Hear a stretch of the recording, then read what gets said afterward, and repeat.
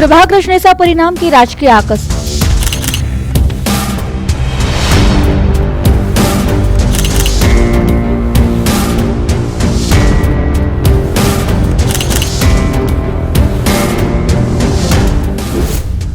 निकालानंतर समाजात गैरसमज पसरवण्याचा प्रयत्न.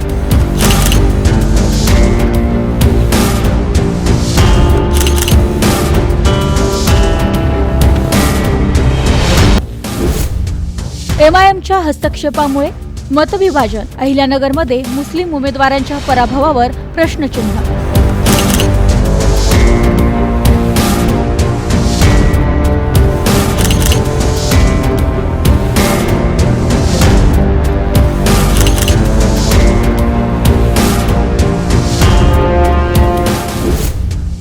एमआयएमची एंट्री ठरली मारक. अहिल्यानगरमध्ये स्थानिक उमेदवारांना मोठा फटका.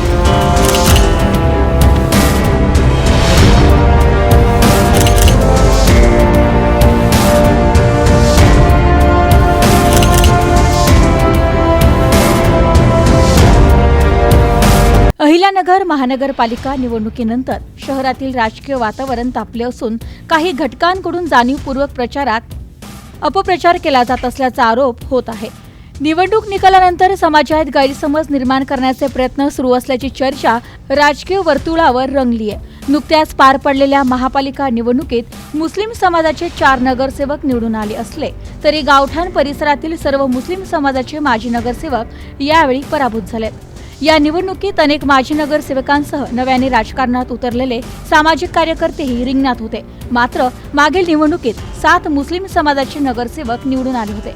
त्या तुलनेत यावेळचा निकाल वेगळाच ठरल्याचे चित्र आहे. राजकीय जाणकारांच्या मते प्रभाग रचना व फाळणीनंतर पार पडलेली ही अहिल्यानगर महानगरपालिकेची पहिली निवडणूक होती.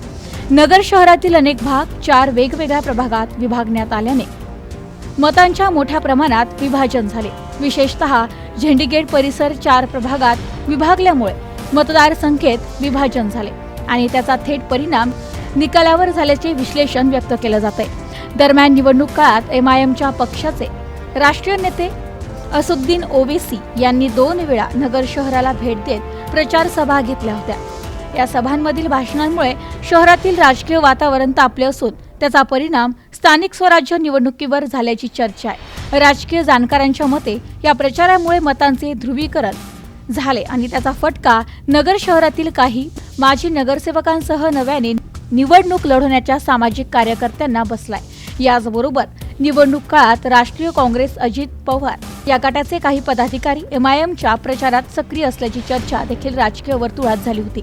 त्यामुळे एमआयएम व राष्ट्रवादी अजित पवार गट यांच्यात स्थानिक पातळीवर नेमके काय समीकरण होते? एमआयएम पक्षाने कोणाची सुपारी घेतली होती? याबाबत प्रश्न उपस्थित होत आहेत. राजकीय राजकारणाच्या मते या निवडणुकीत एमआयएममुळे नगर शहरातील उमेदवारांना फटका बसला असून मुस्लिम समाजातील उमेदवार का पराभूत झाले याची कारणे शहरातील नागरिकांना माहीत आहेत. मात्र त्याऐवजी सोशल मीडियावरून आरोप प्रत्यारोप करत समाजात संभ्रम निर्माण करण्याचा प्रयत्न केला जात असल्याचे बोलले जात आहे. शहरातील राजकारणात नागरिकांचे मत आहे की निवडणूक निकालाचे वस्तुनिष्ठ विश्लेषण होणे गरजेचे असून अपप्रचार किंवा तेढ निर्माण करणाऱ्या राजकारणातून कोणाचाही फायदा होणार नाही. एकूणच निवडणुकीनंतर सुरू झालेला आरोप प्रत्यारोपांचा खेळ शहराच्या समाज सलोख्यात बाधा पोहोचणारा ठरेल अशी भावना सध्या व्यक्त केली जाते. Bureau report news today 24 Ahilyanagar.